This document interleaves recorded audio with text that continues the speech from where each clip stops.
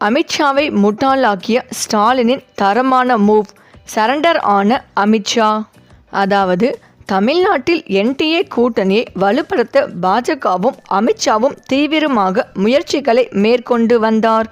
ஆனால் இன்னொரு பக்கம் சத்தமின்றி திமுகவுடன் ஸ்டாலினும் தீவிரமாக காய் நகர்த்தி வருகிறார். இன்னும் சொல்லப்போனால் கிட்டத்தட்ட அதிமுகவின் அஸ்திவாரத்தில் ஸ்டாலின் கை வைக்க தொடங்கிவிட்டார் என்றுதான் கூற வேண்டும்.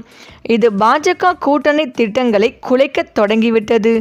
அதிமுக முன்னாள் அமைச்சரான ஓபிஎஸ் அணியைச் சேர்ந்த வைத்திலிங்கம் இன்று திமுகவில் இணைந்துள்ளார்.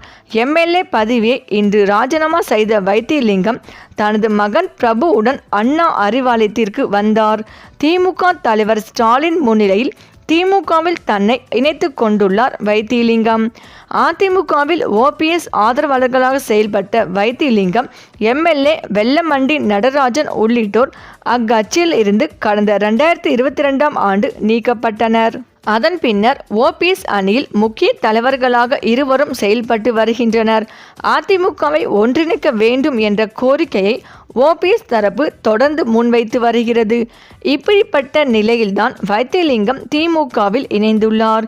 மேலும் முன்னாள் அமைச்சர் வெல்லமண்டி நடராஜன், முன்னாள் எம்எல்ஏ குன்னம் ராமச்சந்திரன் ஆகிய இருவரும் இன்று சென்னையில் திமுக தலைவரும் முதல்வருமான மு.க. ஸ்டாலினை சந்தித்து தங்கள் ஆதரவாளர்களுடன் திமுகவில் இணைய உள்ளனர். இந்த இணைப்புகள் எல்லாம் அதிமுக பாஜக கூட்டணியை வலுப்படுத்த வேண்டும், அதிமுகவை ஒன்றிணைக்க வேண்டும் என்ற டெல்லி முயற்சிக்கு இடையில் ஸ்டாலின் செய்த சம்பவங்கள் ஆகும். முக்கியமாக பிரிந்த அதிமுக தலைகளை எடப்பாடிக்கு கீழ் கொண்டு வர வேண்டும் என்று டெல்லி முயன்று வந்தது. அதிலும் எடப்பாடி பழனிசாமி, ஓ பன்னீர்செல்வம் தரப்பை ஒன்றிணைக்க வேண்டும் என்று டெல்லி நினைத்தது. அமித்ஷா அதிமுக ஒன்றாக இருந்தால் அது பாஜக கூட்டணிக்கு உதவும் என்று நினைத்தார்.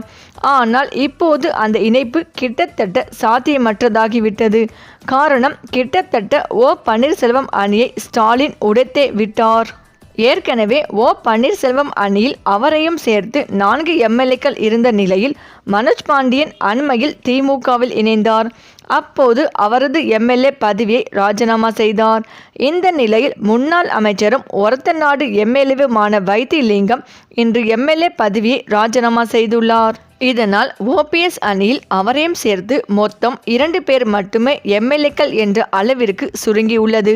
கிட்டத்தட்ட அதிமுக மீட்பு குழுவில் ஸ்டாலின் சர்ஜிக்கல் ஸ்டிக்கர் செய்துவிட்டார் என்றுதான் கூற வேண்டும்.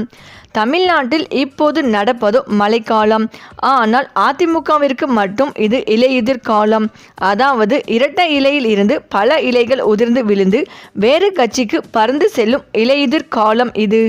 மேலும் அதிமுகவில் இருந்து இனி வரும் நாட்களில் பல மூத்த தலைவர்கள் வெளியேற முடிவு செய்துள்ளதாக அக்கட்சி வட்டார தகவல்கள் தெரிவிக்கின்றன. அதிமுகவில் இருந்து கடந்த சில நாட்களாகவே பலர் தொடர்ந்து வெளியேறி வருகின்றனர்.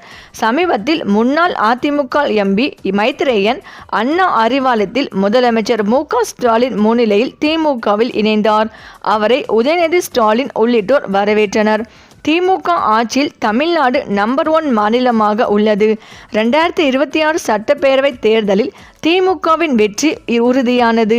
2வது இடத்திற்கு தான் போட்டி நடக்கும் என்று மைத்ரேயன் செய்தியாளர்களிடம் தெரிவித்துள்ளார்.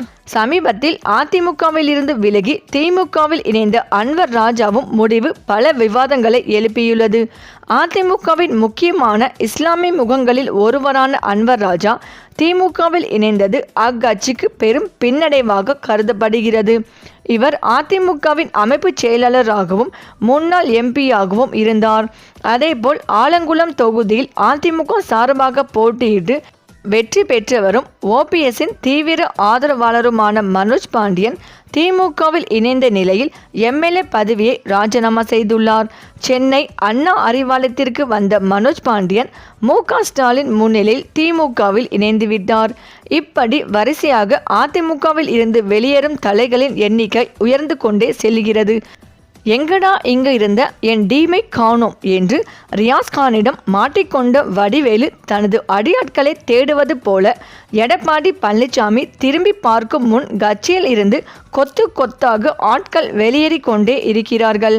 அதிமுக தரப்பில் விசாரித்தால் இது வெறும் டீசர் தான் என்கிறார்கள். மெயின் பிக்சர் இனிதான் என்கிறார்கள். அதாவது கொங்கு மண்டலத்தில் இருந்து இன்னொரு தலைவர், சென்னையில் இருந்து ஒருவர், டெல்டாவில் இருந்து இருவர் என்று இன்னும் 4 தலைகள் விரைவில் திமுகவில் தாவப் போகிறார்கள் என்று கூறப்படுகிறது. இதையெல்லாம் அதிமுக எப்படி சமாளிக்கும்? அவர்களுடன் கூட்டணியில் உள்ள பாஜக எப்படி சமாளிக்கும் என்பதை பொறுத்திருந்தே பார்க்க வேண்டும். இந்த நிலையில் தற்போது அதிமுக பாஜகவின் கிளை அலுவலமாக தமிழ்நாட்டில் செயல்படுகிறது என துணை முதலமைச்சர் உதயநிதி ஸ்டாலின் தெரிவித்துள்ளார். அதிமுகவில் தற்போது அண்ணாவும் இல்லை, முன்னேற்றமும் இல்லை. பழனிசாமி முழு சங்கியாக மாறிவிட்டார். அதிமுகவை அமித்ஷா குத்தகை எடுத்து அவரது கண்ட்ரோலில் வைத்துள்ளார் என தெரிவித்துள்ளார். இந்த நிலையில் அகமதாபாத்தில் நடைபெற்ற நிகழ்ச்சி ஒன்றில் கலந்து கொண்ட மத்திய உள்துறை அமைச்சர் அமித்ஷா திமுக மற்றும் திரிணாமுல் காங்கிரஸ் கட்சிகள் அடுத்த ஆண்டில் பீகாரை போலவே தோல்வியடையும் என சவால் விடுத்திருக்கிறார். நிகழ்ச்சி மேடையில் பேசிய அமித்ஷா 2014 மக்களவைத் தேர்தலில் இருந்து 2025 வரை தேசிய ஜனநாயக கூட்டணிக்கு தொடர்ச்சியான வெற்றிகளின் காலமாக இருந்து வருகிறது. 2024 மக்களவைத் தேர்தலில் நமது தலைவர் நரேந்திர மோடி தொடர்ந்து 3வது முறையாக பிரதமராக பொறுப்பேற்று பல சகாப்தங்களுக்கு பிறகு சாதனை படைத்துள்ளார். நாட்டின் மக்கள் காங்கிரஸையும் அதன் கூட்டணி கட்சிகளையும் ஏற்றுக்கொள்ளவில்லை என்பது உண்மையாகி இருக்கிறது. பீகார் தேர்தலைப் போலவே தமிழகம் மற்றும் மேற்கு வங்கத்தில் திமுக, திரிணாமுல் காங்கிரஸ் கட்சிகள் துடைத்து எறியப்படும்.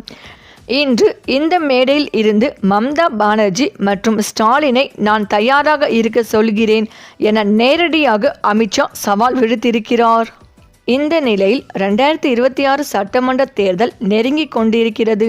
திமுகவை வீழ்த்துவதற்கு அதிமுக, பாஜக தீவிரம் காட்டி வருகிறது. பிரதமர் நரேந்திர மோடி இன்று தமிழ்நாடு வந்துள்ளார். மதுராந்தகத்தில் நடைபெறும் தேசிய ஜனநாயக கூட்டணியில் பொதுக்கூட்டத்தில் அவர் பங்கேற்கிறார். அதில் அதிமுக, பாஜக கூட்டணியில் உள்ள அனைத்து கட்சிகளையும் மேடையேற்ற திட்டமிட்டுள்ளார். இதில் புதிய தமிழகம் கட்சி கலந்து கொள்ளாதது தகவல் வெளியானது. இது குறித்து விளக்கமளித்துள்ள அந்த கட்சியின் தலைவர் மருத்துவர் கிருஷ்ணசாமி, மதுராந்தகம் கூட்டத்தில் நாங்கள் கலந்து கொள்ளவில்லை. எங்கள் நிலைப்பாட்டை ஒரு வாரத்தில் அறிவிப்போம்.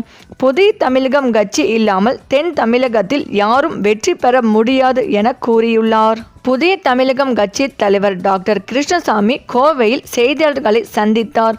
அப்போது பேசிய அவர், சட்டமன்றத்தில் எங்கள் பிரதிநிதிகளை அனுப்புவதற்கும் ஆட்சி அதிகாரத்தில் பங்கேற்கும் வகையில் தேர்தலுக்கு வியூகம் அமைத்துள்ளோம்.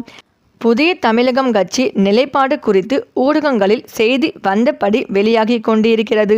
மதுராங்கத்தில் நடைபெறும் கூட்டத்தில் புதிய தமிழகம் கட்சி பங்கேற்பதாக செய்திகள் வெளியாகி கொண்டிருக்கிறது. இதை பற்றி தன்னிலை விளக்கத்தை அளிக்க கடமைப்பட்டுள்ளேன். எங்கள் கட்சி கூட்டணி குறித்து இன்னும் முடிவு செய்யவில்லை. யாருடன் கூட்டணி அமைப்பது என்பது குறித்து நிர்வாகிகளுடன் கலந்தாலோசனை செய்து வருகிறோம். சட்டமன்ற தேர்தலில் வென்று கொள்கை ரீதியான ஆட்சி அமைக்கும் வகையில் திட்டங்களை வகுத்து வருகிறோம். கருணாநிதி, ஜெயலலிதா போன்றவர்கள் கூட்டணிக்கு என்று சில வழிமுறைகளை வைத்திருந்தனர். தற்போது அப்படி இல்லை. தற்போது வரை புதிய தமிழகத்தை அதிகாரப்பூர்வமாக முறையில் எந்த கட்சிகளும் அணுகவில்லை. அரசியலில் வழக்கமான அணுகுமுறைகள் மாறிவிட்டன. ஆட்சியில் பங்கு என்ற நிலைப்பாடுகளுக்குள் தற்போது நாங்கள் போகவில்லை. சரி, இந்த வீடியோ பற்றிய உங்கள் கருத்துக்களை கமெண்ட்ல சொல்லுங்க. மேலும் இந்த வீடியோ உங்களுக்கு பிடித்திருந்தால் லைக் பண்ணுங்க, ஷேர் பண்ணுங்க, மறக்காம நம்ம சேனலை சப்ஸ்கிரைப் பண்ணிக்கோங்க. தேங்க்ஸ் ஃபார் வாட்சிங்.